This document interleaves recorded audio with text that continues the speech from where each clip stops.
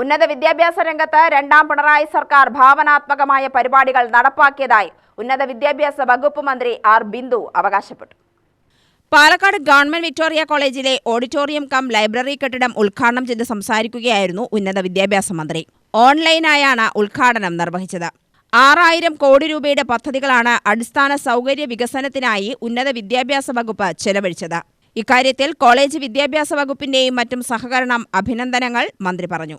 നവകേരള സൃഷ്ടിയുടെ ഭാഗമായി കേരളം ഒരു പുത്തൻ വൈജ്ഞാനിക സമൂഹമായി മാറിക്കൊണ്ടിരിക്കുന്ന ഈ സന്ദർഭത്തിൽ ആ യാത്രയ്ക്ക് മുന്നിൽ നിന്ന് നേതൃത്വം കൊടുക്കേണ്ട ഉന്നത വിദ്യാഭ്യാസ മേഖലയ്ക്ക് വലിയ പ്രാധാന്യമാണ് ഈ സർക്കാർ നൽകുന്നത്.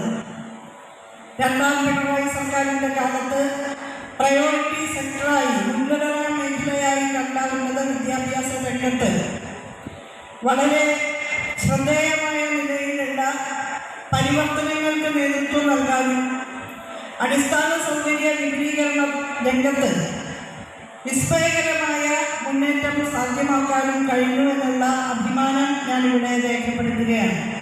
ഈ സർക്കാരിൻ്റെ ആദ്യ 4 വർഷങ്ങളിൽ 6000 കോടി രൂപയാണ് അടിസ്ഥാന സൗകര്യ വിപുലീകരണം ഉൾപ്പെടെയുള്ള വികസന പ്രവർത്തനങ്ങൾക്കായി സർക്കാർ ചെലവഴിച്ചിട്ടുള്ളത്.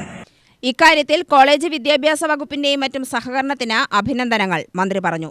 സംസ്ഥാനത്തെ വിവിധ സർവകലാശാലകളിലെ കോളേജുകളിലെ കെട്ടിടങ്ങളുടെ ഉദ്ഘാടനമാണ് ഓൺലൈനായി മന്ത്രി നിർവഹിച്ചത്.